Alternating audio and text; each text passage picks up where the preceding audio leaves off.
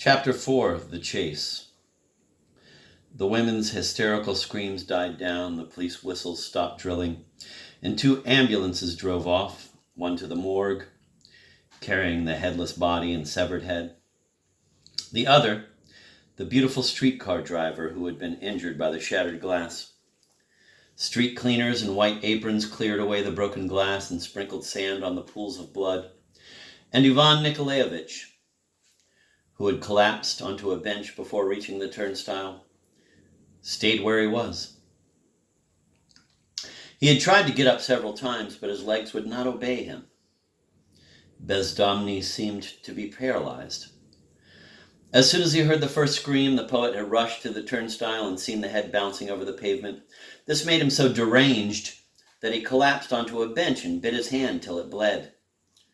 He had forgotten all about the mad German, naturally, and was trying to make sense out of just one thing. How could it be that he had just been talking to Berlioz and a minute later, the head? Distraught people kept running down the path past the poet, shouting various things, but Ivan Nikolaevich could not comprehend what they were saying. But then, suddenly, 2 women collided with each other right in front of him, and one of them, sharp-nosed and bareheaded, shouted to the other practically in the poet's ear, "Anyushka, our Anyushka, she was coming from Sadovaya Street. It's her doing. She got some sunflower oil at the store, then went and smashed a liter of it on the turnstile, made a mess of her skirt. She swore and swore, and he, poor man, must have slipped and fallen on the rails." Of all the words the woman had shouted, only one impressed itself on Ivan Nikolaevich's disordered brain. Anyushka. Anyushka. Anyushka? The poet mumbled, turning around anxiously. Excuse me. Attached to the word Anyushka was sunflower oil, and then, for some reason, Pontius Pilate. The poet rejected Pilate and began forming a chain, beginning with the word Anyushka. The chain was formed very quickly and led straight to the mad professor. He was to blame. Hadn't he said the meeting wouldn't take place because Anyushka had spilled the oil? And now, if you please, it won't take place. And that was the least of it. Hadn't he said straight out that Berlioz's head would be cut off by a woman? Yes. And the streetcar driver was a woman. What was all this about, huh? There was no longer even a shadow of a doubt that the mysterious consultant had known beforehand and in exact detail the entire scenario of Berlioz's horrible death. 2 thoughts then penetrated the poet's brain. The first was, he's certainly no madman, that's all nonsense. And the second was, could he have engineered the whole thing himself? But how, pray tell, did he do it? Yes, that's what we'll find out. Ivan Nikolaevich exerted great effort, got up from the bench and rushed back to where he had been talking with the professor. And fortunately, it turned out that he was still there. On Bernaya Street, the streetlights had come on and a golden moon was shining over Patriarch's Ponds. In the moonlight, which is always deceptive, Ivan Nikolaevich thought he saw the professor standing there holding a sword rather than a walking stick under his arm. The unctuous retired choir master was sitting exactly where Ivan Nikolaevich had been sitting not long before. Now the choir master had an obviously useless pince-nez perched on his nose. One lens was cracked, and the other was missing. This made the Czech fellow look even more repellent than he had when he was showing Berlioz the way to the tracks. Feeling his heart grow cold, Ivan walked over to the professor and looked him straight in the face. He was convinced that it showed no signs of madness and never had. "Confess, who are you?" Ivan asked hollowly. The foreigner frowned, looked as if he were seeing the poet for the first time, and answered hostilely, "No understand, no speak Russian." "The gentleman doesn't understand you," interjected the choir master from the bench, although no one had asked him to explain the foreigner's words. "Don't play games. said Ivan in a threatening tone, and felt a chill in the pit of his stomach. You were speaking Russian perfectly before. You're not a German and not a professor. You're a murderer and a spy. Show me your papers, screamed Ivan in a fury. The enigmatic professor squeamishly twisted his already twisted mouth and shrugged his shoulders. Citizen, said the loathsome choirmaster, butting in once again, why are you disturbing a foreign tourist? You can be severely penalized for that. And the suspicious professor then put on an arrogant face, turned, and walked away from Ivan. Ivan felt as if he were losing his mind. Gasping, he turned to the choirmaster. Hey, citizen, help detain a criminal. It's your duty. The choirmaster became very animated, leaped off the bench and yelled, What criminal? Where is he? A foreign criminal? The choirmaster's beady eyes sparkled mirthfully. This one here? If he's a criminal, then the first thing to do is shout, Help, or else he'll get away. Come on, let's do it together, both at once. At which point the choirmaster opened his jaws wide. The flustered Ivan obeyed the buffoon-like choirmaster and shouted, Help! But the choirmaster fooled him and didn't say a word. Ivan's hoarse and solitary shout accomplished nothing. Two girls recoiled from him, and he heard the word drunk. Ah, so you're in league with him, shouted Ivan, becoming enraged.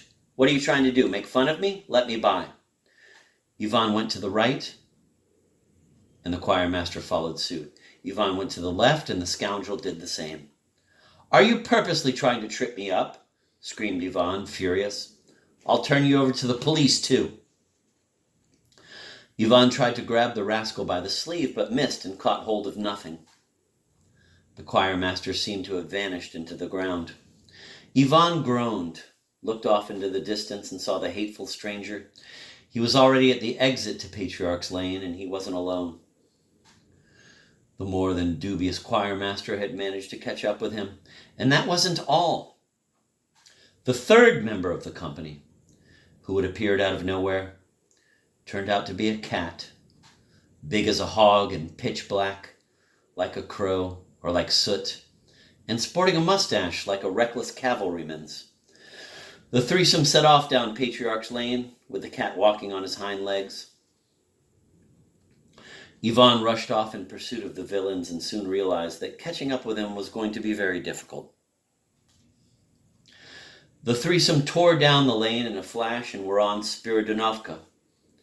No matter how much Ivan quickened his pace, and distance between pursuer and pursued never shortened. Before the poet could realize what was happening, he had left the peaceful Spiridonovka behind and found himself at Nikitsky Gates, where his plight worsened. Here there was a huge crowd, and when Ivan ran into one of the passers-by, he was showered with curses. It was here, moreover, that the villainous gang resorted to that favorite outlaw strategy. They split up and went in different directions.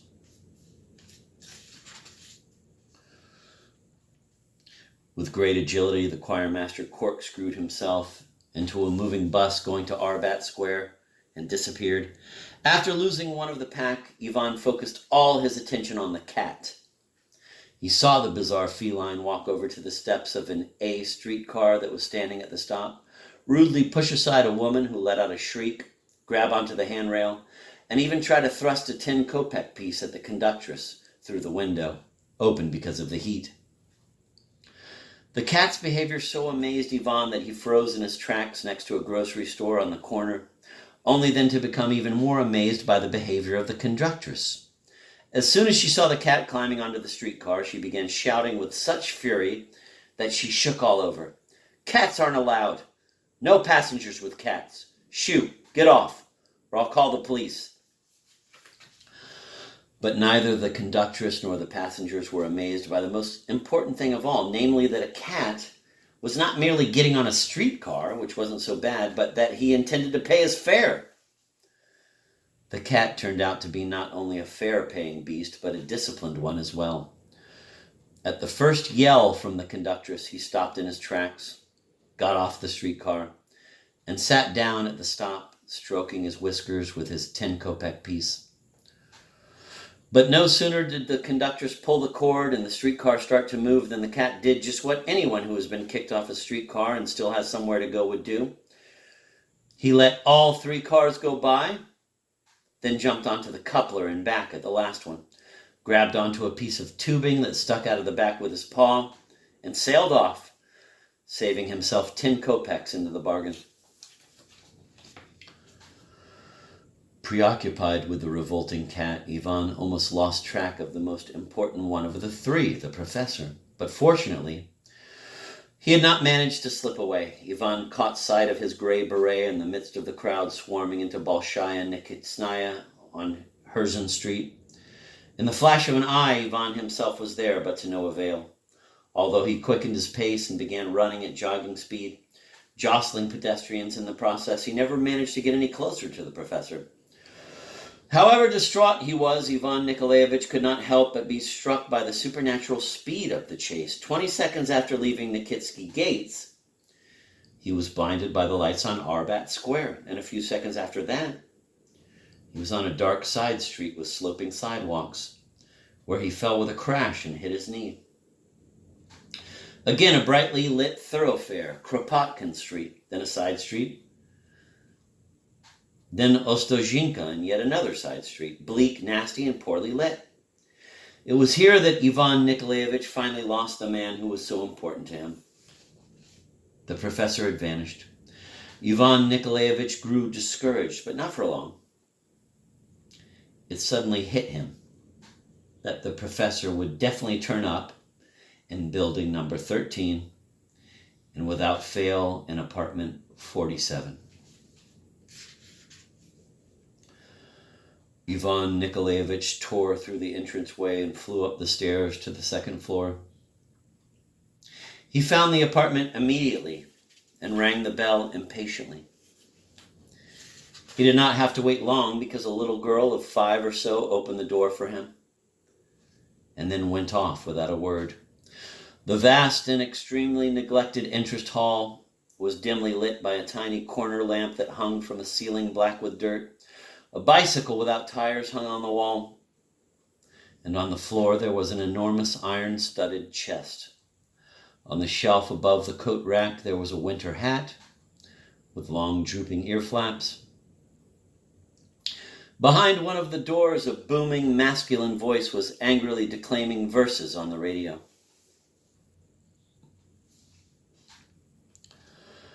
Ivan Nikolaevich was not in the least bit flustered by these unfamiliar surroundings and headed straight for the hallway, reasoning thus, naturally, he's hidden himself in the bathroom.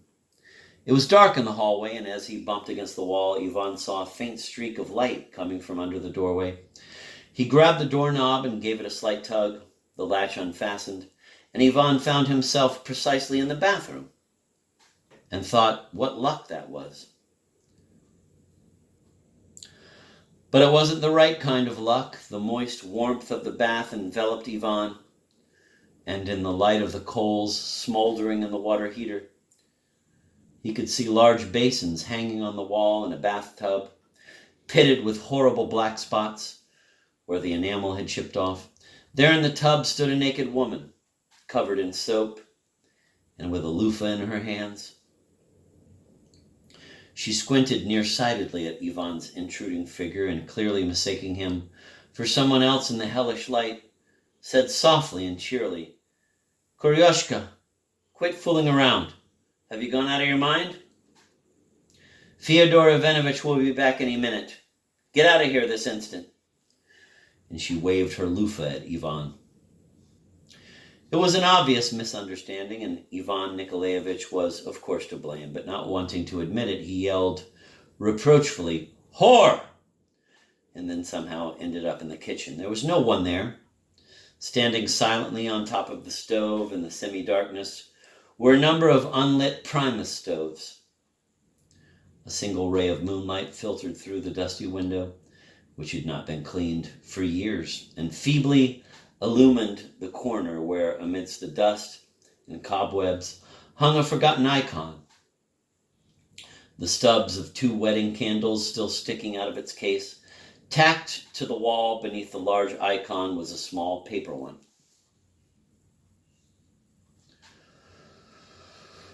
No one knows what thought possessed Ivan at that moment, only that he grabbed the paper icon and one of the candles before running out the back door. With these objects in hand, he left the strange apartment, mumbling in embarrassment over what had just happened to him in the bathroom, and wondering, despite himself, who the insolent Kuryashka might be, and whether the repulsive hat with the ear flaps belonged to him. Ivan looked all around for the fugitive in the dreary, deserted back street, but he was nowhere to be seen. Then Ivan said to himself firmly, "But of course he's on the Moscow River. Onward!" Perhaps Ivan Nikolaevich should have been asked why he thought the professor was on the Moscow River and not somewhere else. But there was, alas, no one to ask him. The foul and odious street was completely deserted. In no time at all, Ivan Nikolaevich could be seen on the granite steps of the amphitheater by the Moscow River. After taking off his clothes, Ivan entrusted them to a pleasant-looking fellow with a beard who was smoking a hand-rolled cigarette. Next to him was a torn, white, Tolstoyan-style shirt and a pair of worn-down, unlaced shoes. Waving his arms in order to cool off, Ivan plunged into the water like a swallow. The water was so cold it took his breath away, and the thought even flashed through his mind that he might not be able to surface. But surface he did, and, puffing and snorting, his eyes bulging with terror, Ivan Nikolaevich began swimming in the black, oil-reeking water between the broken zigzags of light cast by the street lamps along the bank. When a wet Ivan came tripping up the steps to the spot where the bearded fellow had been safeguarding his clothes, it soon became clear that not only the latter had been kidnapped, but the former as well, that is, the bearded fellow himself. Where the pile of clothes had been, there was now only a pair of striped long johns, a torn Tolstoyan-style shirt, a candle, a paper icon, and a box of matches. After shaking his fist at someone in the distance in a gesture of feeble outrage, Ivan proceeded to put on what had been left behind.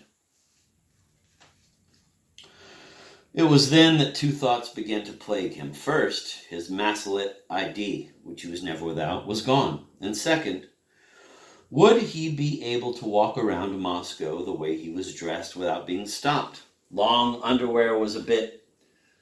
True, it was nobody's business, but someone might make a fuss or try to stop him. Ivan tore the ankle buttons off his long johns, thinking that might make him look more like summer trousers. He then gathered up the icon, candle, and matches and set off, saying to himself, "To Gorboyev, no doubt he's there." The evening life of the city had already begun. Trucks sped by in clouds of dust, their chains rattling, and on their platforms men lay on sacks, their stomachs sticking up in the air. Everyone's windows were open, and shining in each one was a lamp with an orange shade. From all the windows, doors, gateways, rooftops, attics, cellars, and courtyards came the hoarse strains of the Polonaise from the opera Evgeny Onegin. Ivan Nikolaevich's fears were completely justified. Passers-by took one look at him and laughed and turned to stare. As a result, he decided to abandon the main thoroughfares and make his way through the side streets and back alleys, where people were less nosy, and there was less chance that a barefoot man would be pestered about long johns that stubbornly refused to look like trousers. So Ivan plunged into the mysterious network of back alleys around the Arbat. He slinked along the walls, casting fearful glances and turning around every minute. From time to time, he hid in entranceways. He avoided intersections lit up by traffic lights and the plush doorways of embassy residences. Throughout his difficult journey, he was, for some reason, inexpressibly tormented by the omnipresent orchestra, accompanying the deep bass, who was singing of his love for Tatiana.